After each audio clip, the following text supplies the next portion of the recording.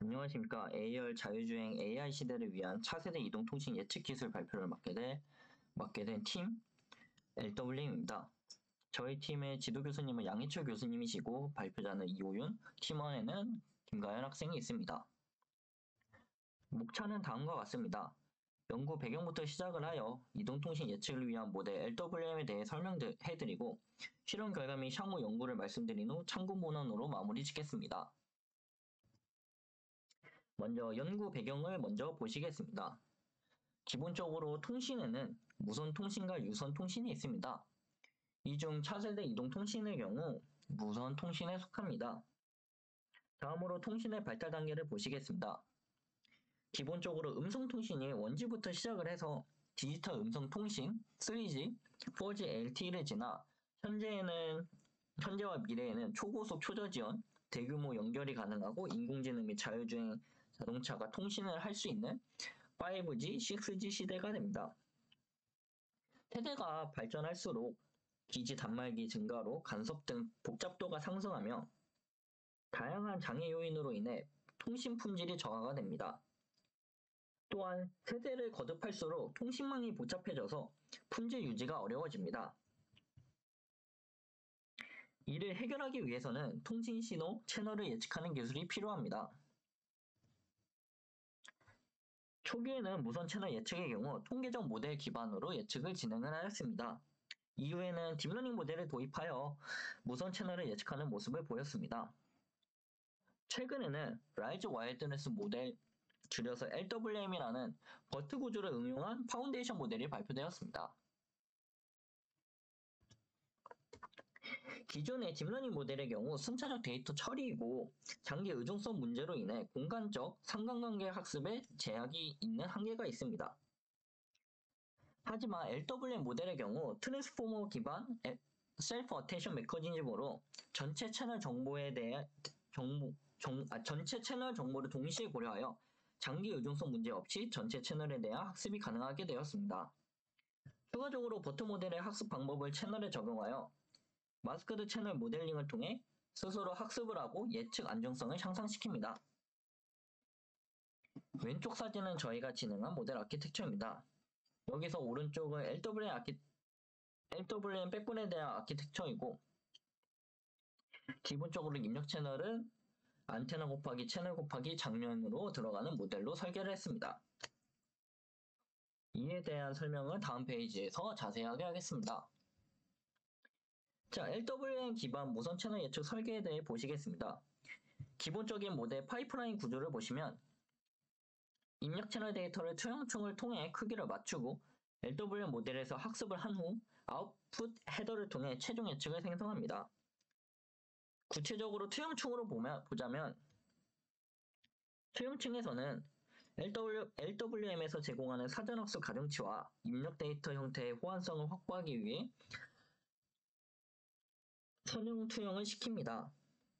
그 후 LWM 백본에서 MCM 마스크드 채널 모델링 방법으로 학습된 트랜스포머 인코더 구조를 사용하여 채널 훈련 데이터를 학습합니다.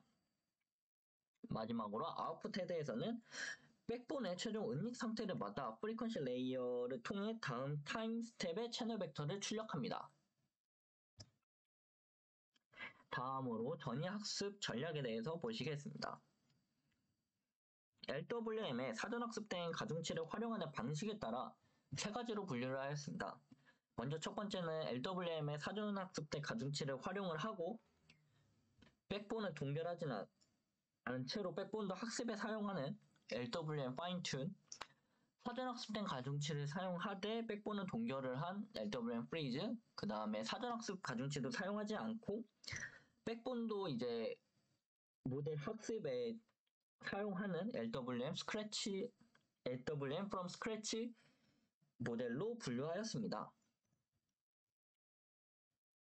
데이터셋 및 실험 환경에 대해 보시겠습니다. 데이터는 딥마이모 V3 다이나믹 시나리오 데이터셋을 가지고 실험을 진행하였습니다. 데이터 예측은 14개의 데이터를 관측하고 그 다음 한 개의 시점에 채널 데이터를 예측하는 것으로 진행하였습니다. 성능 지표로는 노멀라이즈 민스퀘어 에러 데시벨과 인퍼런스 타임이 있겠습니다. 데이터 분할의 경우 사용자, 장면, 서브 캐리어로 세 가지 방법으로 데이터를 분할하였습니다. 세 가지 모두 훈련 데이터와 검증 데이터 비율을 대략 3대1로 설정하였으며 서브 캐리어의 경우 캐리어 전송판을 14개의 채널로 나눠서 실험을 진행하였습니다. LWM 및 비교 모델들의 학습 설정을 보시겠습니다. LWM 모델을 먼저 보시겠습니다. 공통적으로 입력 차원과 출력 차원, 그 다음에 히든 차원은 64차원으로 갔고 피드포드 차원도 256차원으로 갔습니다. 패치 차원의 경우 그 LWM 가중치를 이용하는 파인튠과 프리즈 같은 경우는 16차원으로 하고 가중치를 사용하지 않는 프롬 스크래치는 64차원으로 진행하였습니다. 어레는 계열의 딥러닝 모델의 경우 입력 차원은 64차원, 출력 차원은 64차원으로 하였고 레이어 수는 3개의 층으로 설정하였습니다. 그다음 성능 평가를 보시겠습니다. 성능 평가는 다음과 같은 표로 나오게 되었습니다. 그다음 중요한 거에 대해서 설명을 드리면 서브 캐리어와 장면에서 분할을 했을 때는 LWM 모델의 모델 계열이 높은 성능을 보이는 것을 확인할 수 있습니다. 반면에 사용자 특성에 대해서 데이터를 분할하고 실험을 진행을 했을 때 RNN 계열의 모델이 더 성능이 좋은 것을 확인할 수 있습니다. 이제 더 추가적으로 사용자 분할했을 때 RNN 계열이 성능이 더 좋은데요. 추가적으로 유저를 더 쪼개가지고 추가 실험을 진행해 보았습니다. 그래서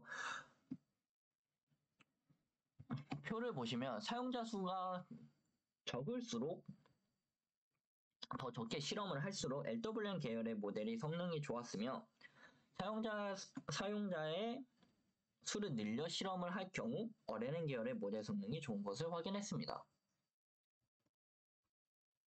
다음으로는 이제 추론 시간과 이제 학습 가능한 파라미터 수를 보겠습니다. LWM 계열의 모델의 경우 파라미터 수가 많은 것을 보아 모델 자체가 무거워 높은 추론 시간을 가집니다. 반면 RNN 계열 모델의 경우 파라미터 수가 낮아 단순해 추론 시간이 빠른 것을 볼 수 있습니다.